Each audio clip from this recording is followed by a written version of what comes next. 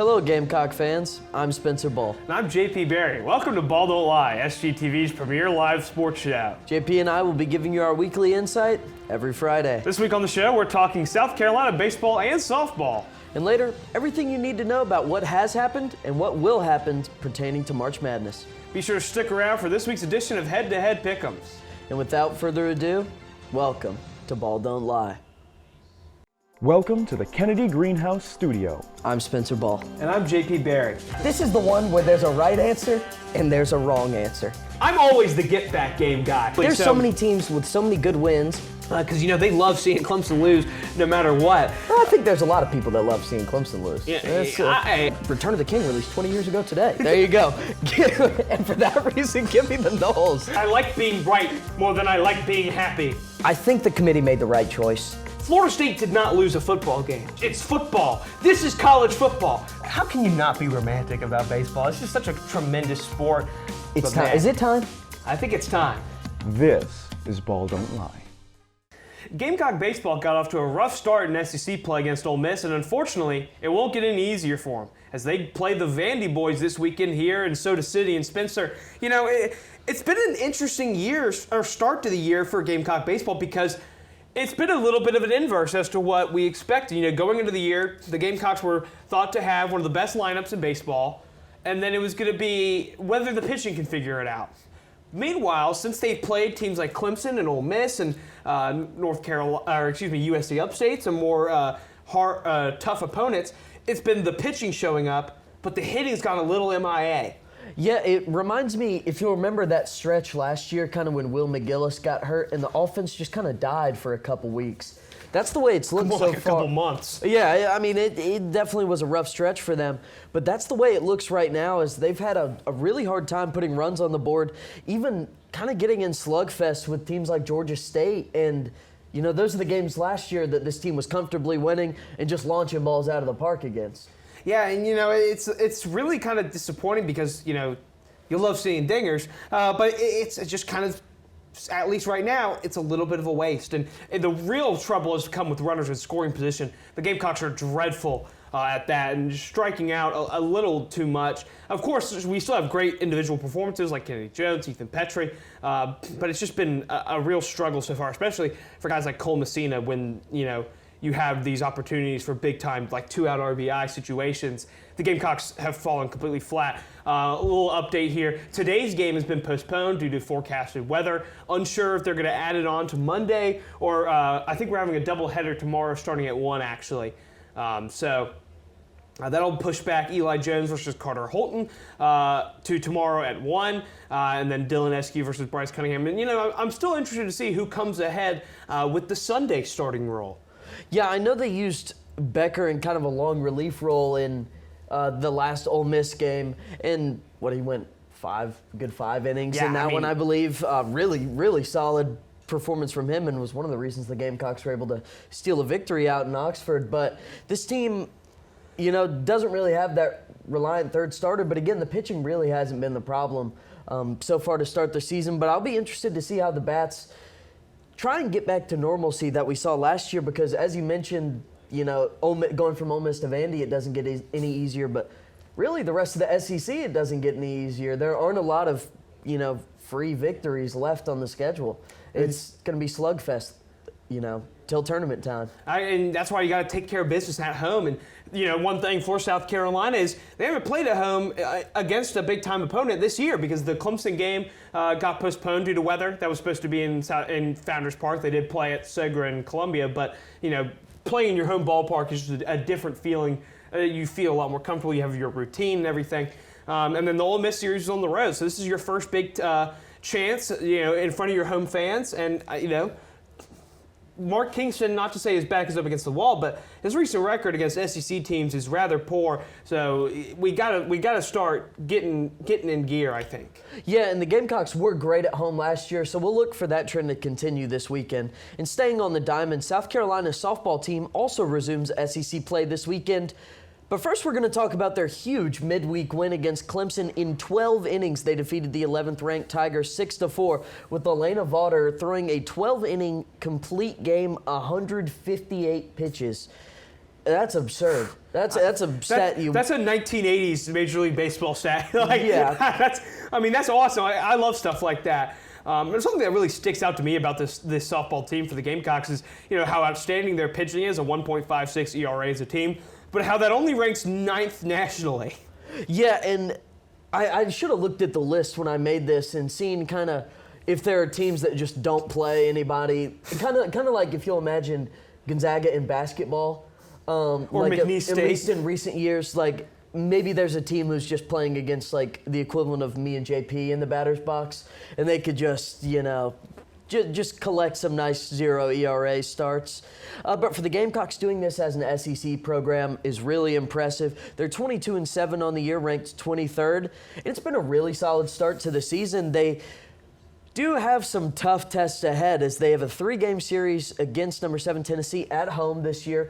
Last year they went 1-2 in Knoxville and then lost to them in postseason play. But this team is showing a lot of promise, and I think their ability to use their transfers and new additions to the team well has been a really welcome sight, and I think it really shows that they're buying into not only the future evolution of sports, but also into the future of their own program. I completely agree. We've talked about it a little bit, but we got to talk to one of their coaches last fall, and she really kind of talked about how important the transfer portal is. But not just that, but changing their approach to the plate, trying to hit for power a lot more than just kind of like dinking and dunking all over the field, and we've seen that. They can get up there and they can bang with the best of them, and it's a lot of fun to watch. You can see so many more extra base hits this year than last. Racking up the RBIs.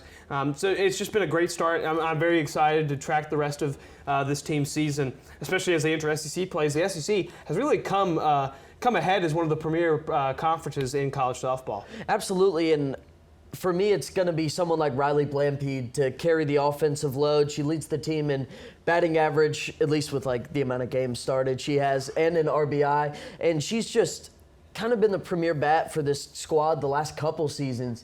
But this year, I feel like she's got a lot. She's got a much better lineup around her. And this team does a really good job of getting on base. And when they do, they know how to run the base well. And unlike the baseball team.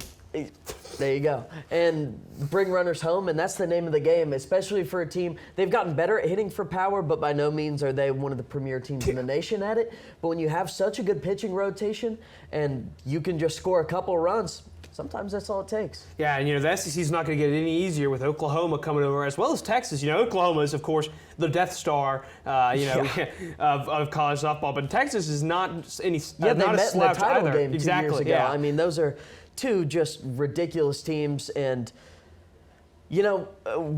whatever our feelings are on conference realignment, the SEC is definitely getting stronger in a lot of sports with Texas and Oklahoma joining, and it might just throw a wrench into a lot of things, but it's certainly going to be interesting. I think softball is going to be one of the most interesting sports with the new softball conference. and baseball. Yeah. In both, because even in the Big Ten baseball is getting a huge resume bump with teams like Oregon and UCLA and Southern Cal coming over. But that's enough. That's enough non-basketball talk for the best time of the year for college basketball. Be sure to stay tuned for college basketball news right after this commercial break. The Gamecocks fell to the Oregon Ducks in the first round of the NCAA tournament yesterday, marking a disappointing end to what was a historically great season for the Gamecocks.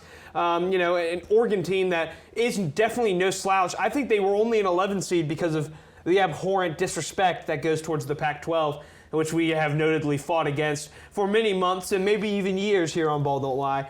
But Spencer, it was just the Gamecocks, once they got their offense going, they just couldn't buy a stop. Yeah, and it was kind of a defeating game, watching the Gamecocks just kind of flounder out there. And honestly, they didn't play that bad.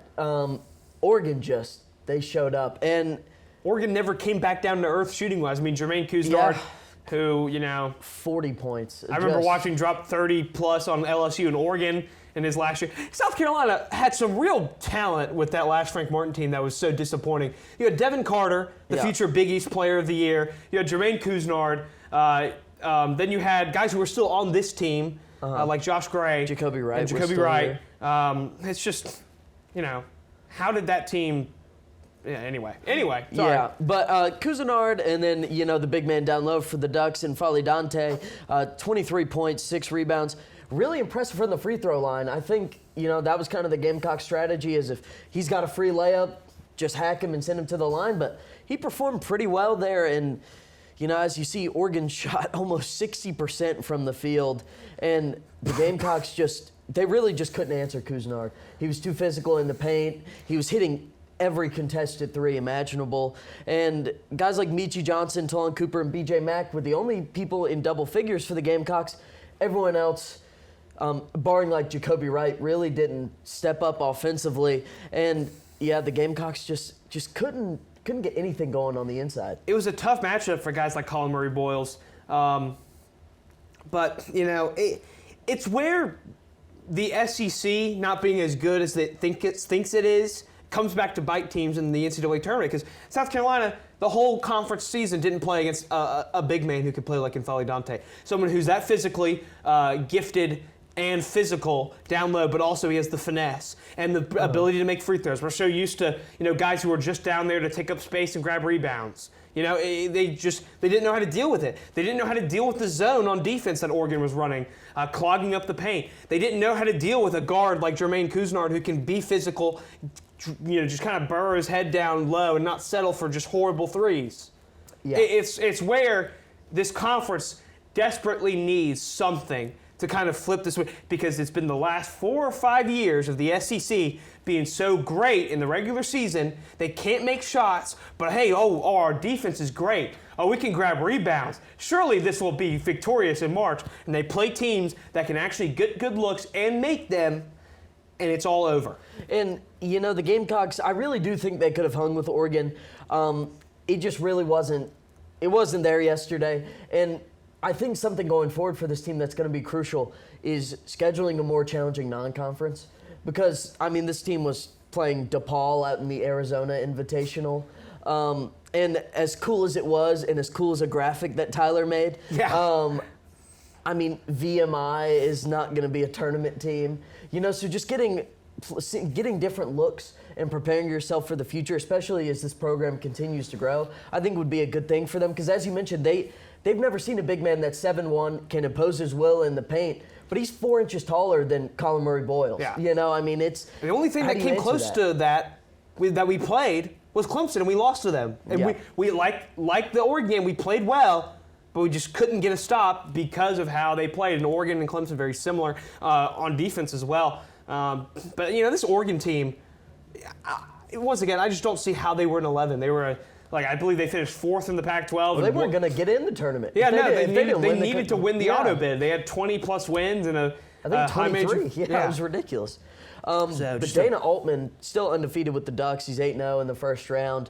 So if you bet on the Gamecocks, maybe do your research a little bit better next time. I know we both picked them in our brackets, maybe out of just... It was out of heart. I knew it was a tough matchup, but I was like, man, I want it. I think it would have been a closer game. It didn't feel close after the first half. And even when we really got it to tough. to 9 or 10 points in the second half, it just never felt like, it was like, just get a stop. And then immediately Oregon runs some simple action and Dante's right there at the rim because we don't know how to stop it. Help us! Help us! We can't do it!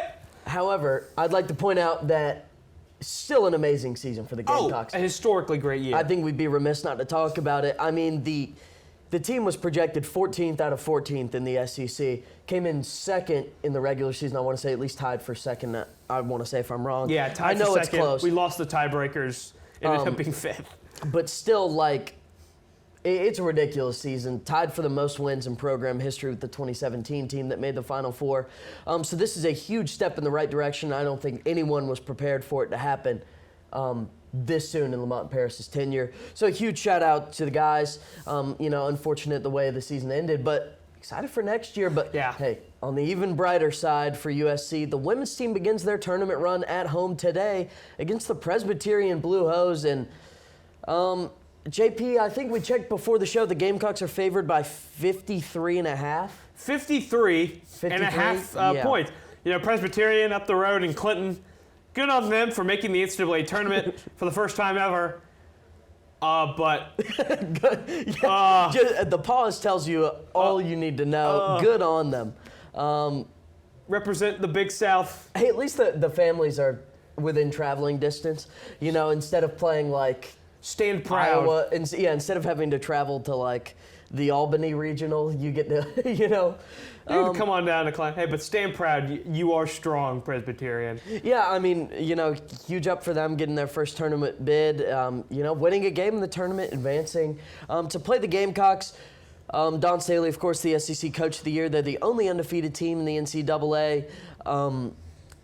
It's, again, we can talk about this team as much as we want. A huge shock that came out just yesterday or the day before. No All-Americans on this team. Yeah, rather shocking. I mean, it was a great year for women's college basketball. Funny. There was a lot of great players, a lot of great seasons, but, you know, Juju Watkins and Hannah Hidalgo being true freshmen on the All-American team. I think that's the fourth time ever across men's and women's basketball where there's been two true freshmen on an All-American squad. So, you know, just a great year for the sport. And I'm really excited for this tournament. We'll do some pick-em games for that, break down the bracket a little bit more in the coming weeks once we kind of get a better picture of how it's looking. Something I'm, you know, a possibility I'm excited for would be a Notre Dame South Carolina Elite Eight, a rematch of that game in Paris. Notre Dame a much better team than them.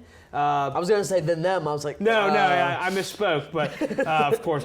But, you know, it would be a fun little rematch, I think. But, you know, we'll get into it a little bit later. You know, we got some teams that kind of shockingly made it after disappointing seasons. But staying in state, two more South Carolina teams are beginning their tournament play today, with the first being the Clemson Tigers from up in the upstate, another team that had kind of a historic season. Although the wins weren't really there in terms of quantity, the quality was there for Clemson. They won in Chapel Hill for the second time ever. They played Duke very tough in Durham. Had some great games against teams like Wake Forest and Virginia. And personally, this is my favorite game of the entire NCAA tournament. I mean, two teams that are just so good at they're so good at what the other is good at stopping and vice versa. You know, for New Mexico, this is their first time back in the dance since 2014, and it really seemed like they needed to win the Mountain West Conference title to make it somehow, which is a little bit shocking for me. Clemson is their first NCAA tournament appearance since 2021, and, you know, really just I'm going to blitz through these nerd stats a little bit so Spencer can talk. Hey, nerd out, JP. But, you know, for New Mexico, what they really love to do is they love to get to the rim. 45.1% of all their shots this season come at the rim, which is in the upper echelon, the top percent of college basketball. And adding on to that, they shoot 60% at the rim on all their shot attempts. Clemson, on the other hand, is one of the best teams in the country at denying shots at the rim. They are 97th percentile in that fact. And even when opponents get those opportunities, they're shooting under 40% at the rim versus the Tigers, which is one of the best marks in all of college basketball. Offensively for Clemson, what they love to do is spot up down low with guys like P.J. Hall, Ian Shefflin, Chauncey Wiggins. And Clemson's offense is outstanding at that. They are 97th percentile in spot-up points per possession.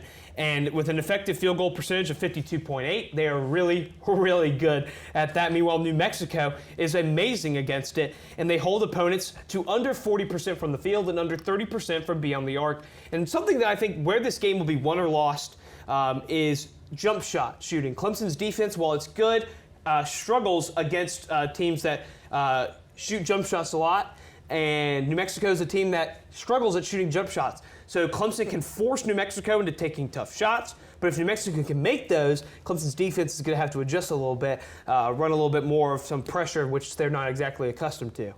Yeah, and if you couldn't tell, JP quite literally won't shut up about it. I mean, listen to all those numbers and stats he rattled off.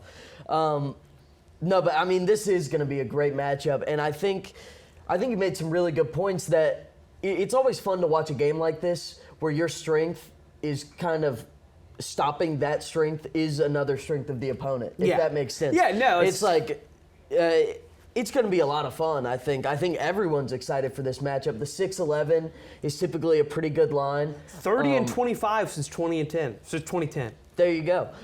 And, you know, we might do a little pick'ems on this game later. It's so exciting, but I think the guard play versus kind of the big man play, the guard play of New Mexico, with Jalen House, Jamal Mashburn Jr. versus the big man play of Clemson, P.J. Hall, and Ian Shefflin.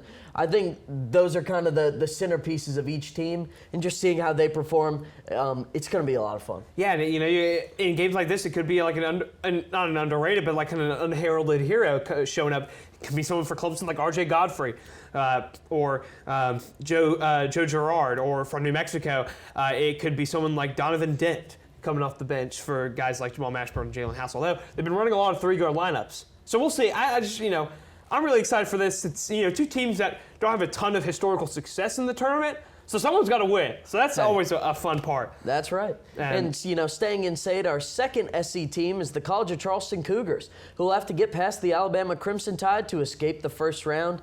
And JP, there is just no semblance of defense in this one. No, absolutely not. This is going to be all gas, no brakes, which is really what you want to see. This is going to be a lot of fun.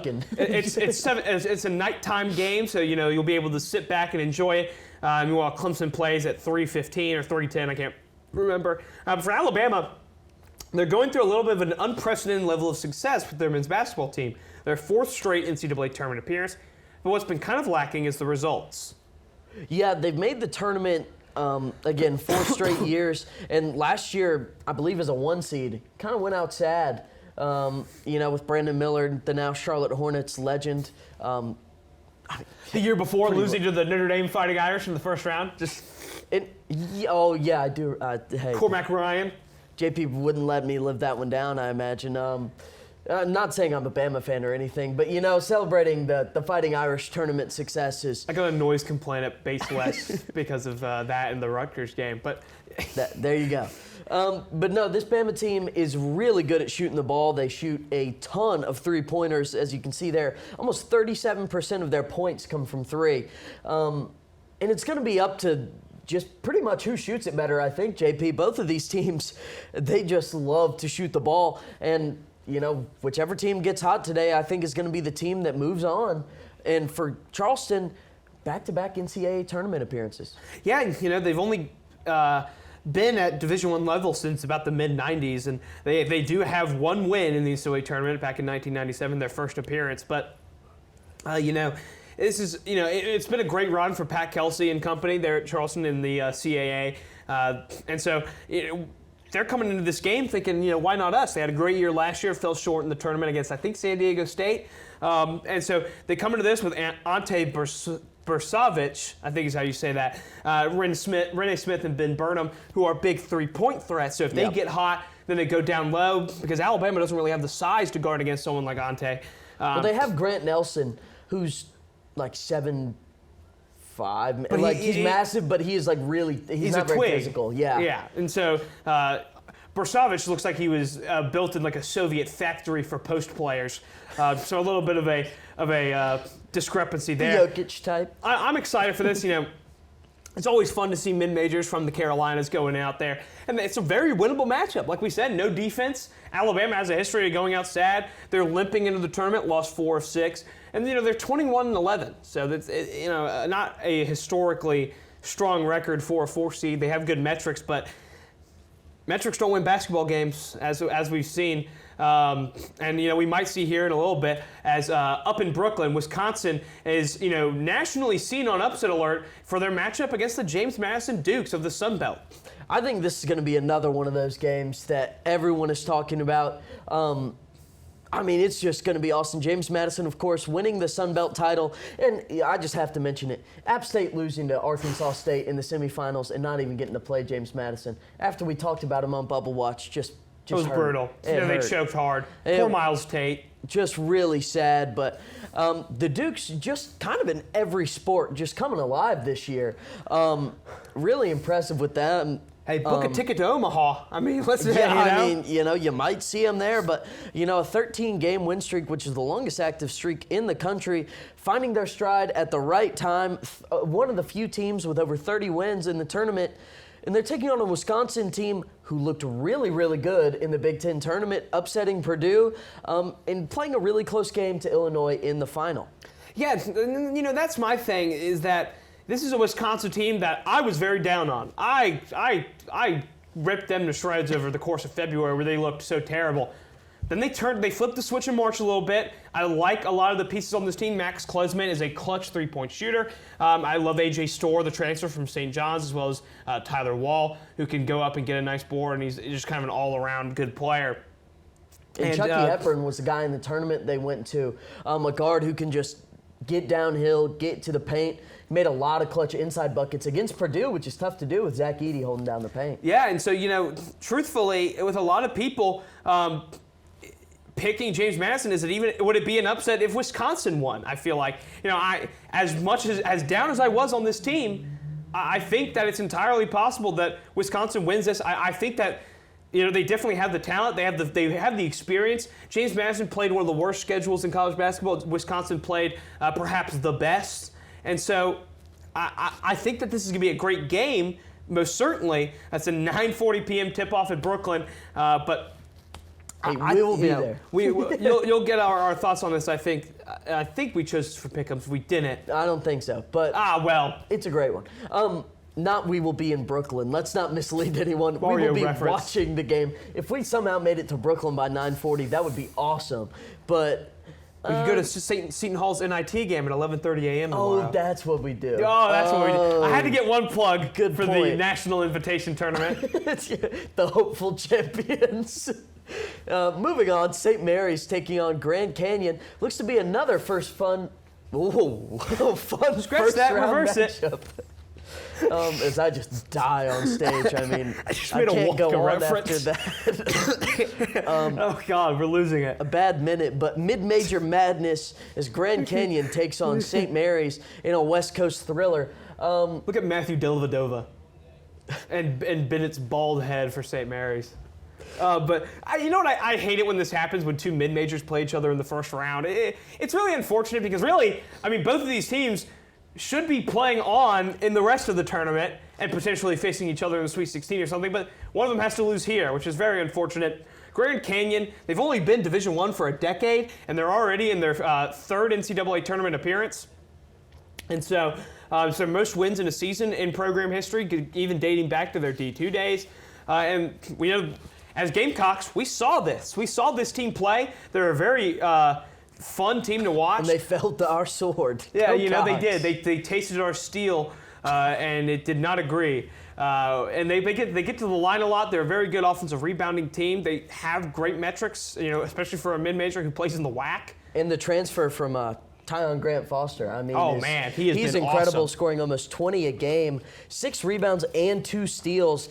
He's kind of their go-to guy on offense. Yeah, and it's a little bit of a difference in tempos. Grand Canyon's not the fastest, but they're in the top 100s in offensive tempo, and St. Mary's is brutal.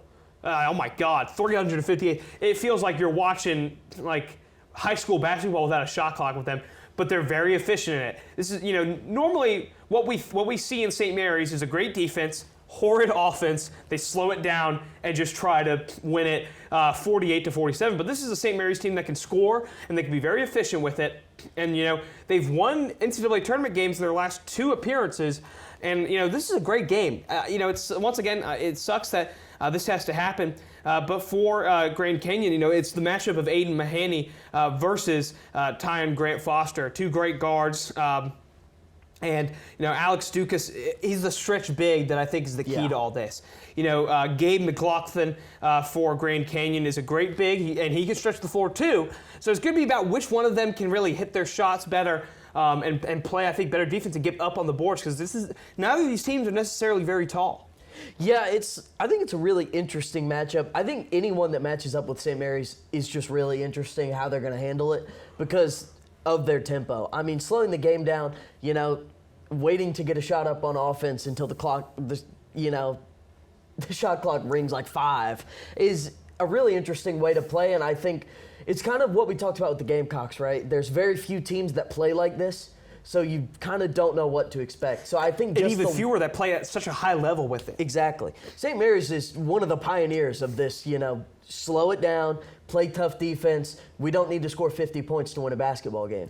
And Grand Canyon, I think, dealing with that is going to be interesting because it could be one of the first times they're seeing. Yeah, I'm really excited for them. And so yesterday brought some wild upsets and a lot of broken brackets. And here's some of the things you might have missed during that Thursday slate. We didn't miss it because we were there all day. Locked in, and truly, it was like Christmas in March. Going to run through these games real quick, and then we'll talk about some of the things that stood out. Number 1 seed UNC defeated Wagner 90-62. Arizona took care of Long Beach State 85-65. Iowa State dealt with South Dakota State 82-65. Tennessee obliterated St. Peter's 83-49. Creighton dealt with Akron 77-60. After a tough first half. Yeah, these two were very tough, and then they pulled away a little bit. Illinois took care of Morehead State 85-69. Wazoo defeated Drake in a nasty comeback, 66-61. Michigan State obliterated Mississippi State in the first game of the tournament, 66-51. Dayton had a crazy comeback against Nevada, 63-60. Texas, the worst game ever, defeated Colorado State, 56-44. 11 points at the half for the Rams, in case you were curious. It was brutal. Oakland defeated Kentucky 80-76. We'll definitely talk about this a little bit. Kansas, with the help of the officials, defeated Stanford 93-89. Gonzaga handled McNeese State 86-65. Duquesne defeated BYU 71-67. Oregon defeated South Carolina 87-73. And then NC State continued the magic with an 80-67 win over Texas Tech. Spencer, your thoughts on the first day of March Madness? Well, I think if you look at the screen, I don't think we really need to talk about many of the matchups on the left side. Most teams really dealt with business. The teams that were close at half pulled away. I think Washington State getting a big win over Drake is something. I had Drake moving on, but those are two really tough teams. Huge game there. Dayton with a huge comeback against Nevada. Was it 22 points, I want to say, that they came back? They were down? They were down by 17, but they ended the game on a 24-4 run. National Player of the Year contender Deron Holmes added 18 points, 9 rebounds, and 3 steals to help them come back. And truly one of the best performances in the tournament we've seen in a little bit, especially from a mid-major. And, we're not going to talk about Texas, Colorado State, because frankly, those teams don't deserve it. But we will talk about Oakland because... Oh, Oakland. Jack Golke. I mean, Golke, the kid's incredible. He shot... I think it was 8 2-point attempts the entire season for the Grizzlies. The man lives beyond the arc and made 10 threes. 10 of 20 from 3. 32 points, no assists. That is basketball. That's real ball. My God. Just shocking. He's a certified cold white boy of March, and there's always one. We're allowed to give him that award. We bestow upon you, Mr. Golke. And so then you had... but Kentucky going... sorry, I know. I was about to complain about Kentucky. Kentucky going out like this for, 3 of the last 4 years? Yep. They've maybe won 1 game. Jack Golke just killed them. And down the stretch, Kentucky was hitting everything. Yeah, they were. But it didn't matter because on the other end of the floor, the Grizzlies couldn't miss. And an unsung hero, Trey Townsend, 17 and 12, including a clutch late 3 to extend their lead to 4 over Kentucky. Yeah, he was great. Antonio Reeves was really the only player that showed up for the Wildcats of Kentucky, dropping 27. But a game that was really awesome, I think, in my opinion. The NC State Wolfpack. And during the ACC tournament run, it was all DJ Burns, and he had 16 points. But Ben Middlebrooks, the Clemson transfer, had 21 points, 4 rebounds, 2 steals, and 2 blocks. And really just got whatever he wanted against the Texas Tech team. That's crazy white boy. Supposed to be tough. You also had Mohamed Diarra, who kind of got bailed out by some of the games taking long because he's fasting for Ramadan. So the longer it took for those games to finish, NC State didn't tip off till late at night. He was able to eat right before the game. And man, it showed. He put up 17 and 12 with 2 blocks. Of course, that didn't stop him from having an ACC tournament record for rebounds out in the ACC tournament, but he's been a great player. And then we talked about Washington State a little bit. Brutal finish. Once again, Drake blowing double-digit leads in back-to-back NCAA tournament games late. And they were a great free throw shooting team that shot 6 for 14. Just a tough go of things. Yeah, and I think we'll talk about I think we should give Duquesne some credit. Yeah, they were great. That was a fun game. The guard play, they looked incredible out there. And BYU really didn't show up in the first half. Tried to mount a big comeback in the second. Wasn't enough. But A lot of really good games. Let's go. Hold on, there was one more I wanted to talk about. Was it Kansas? It was certainly Kansas and Sanford. Because the Bulldogs, 22-point lead you were thinking of was Kansas almost blowing that and then getting bailed out by the refs on a foul on a chase down block in a 1-point game with 20 seconds left. The block was sick. I mean, literally the guy went up for the dunk. I'm sure you've all probably seen it. The defender perfectly, just picked the ball from him. And, apparently it was a horrific tragedy and a foul. So the man who called the fouls are like a notoriously awful official, which is awesome. I'm glad that he was able to do the NCAA tournament. In March. Awesome. It stinks, but it's not going to ruin us. I mean, the March Madness day one was incredible. Of course, we have another day of 16 full games, but that's all we've got you for today on Ball Don't Lie. We'll be right back after the break with this week's Pick'ems to wrap up the episode. Welcome back to a special March Madness edition of BDL Pick'ems. At the start of Week 7, Spencer has 32 wins and 22 losses, and I sit at a brutally and dishonorable 27-27. I will end my lineage to restore the honor of my family. Anyway, as we're going to go through the games here, women's basketball, their tournament starts today with number 8 UNC against number 9 Michigan State. Spencer, who do you got? I'm going to take the heels. Deja Kelly is a great women's basketball player for UNC. She leads the charge offensively. I think they get it done in a matchup we'll see in the men's tournament on Saturday. Yeah, I'm really kind of shocked this UNC team was seeded so low. The Gamecocks saw them in Chapel Hill, and it was a tough go of things. And they were awesome to watch an ACC play. I think they get it done, setting up a rematch with the Gamecocks in the second round. Then we have 13-seeded Marshall taking on 4-seeded Virginia Tech. Virginia Tech looked like they were in line for a 1 seed and kind of struggled down the stretch due to injuries. Spencer, your thoughts? No Elizabeth Kitley for the Hokies. Give me the Thunder and Herd. Go Marshall. I agree with that, my friend, as I have Marshall defeating Virginia Tech. Then a team that we're surprised even made it, the 10-seeded Maryland Terrapins taking on the 7-seed Iowa State Cyclones. Maryland has a penchant for runs in March. Spencer, do they go on one? I don't think so. I think Iowa State moves on. I just don't think Maryland has it this year. Losing their best player last year to the WNBA draft, they haven't looked the same. They haven't, but I think they have enough in the tank to take down Iowa State. Then our final women's matchup, the winner of this will likely face the Iowa Hawkeyes. It's the 8-seeded West Virginia Mountaineers and the 9-seeded Princeton Tigers. I've got the Mountaineers in this one. I know they're already looking towards Iowa, so I think they lock in. Focus on the Tigers. I think they get it done. What about you? I have Princeton. I think that this is a great team. They've been great all season long. They can shoot the 3 really well. They have the juice, I think. I'm taking Princeton, and I think they could definitely give Iowa a game. Starting in the men's tournament now with the game that I will never shut up about, it's the Clemson Tigers and the 11-seeded New Mexico Lobos. On my bracket, I took the Tigers. After I saw how horrific that was, I'm going to take the Lobos here. I can't. It's tough. But in my heart of hearts, I got to roll with my boy from Spartanburg and the P.J. Hall-led Clemson Tigers. And then we move on to 7-seeded Florida against 10-seed Colorado.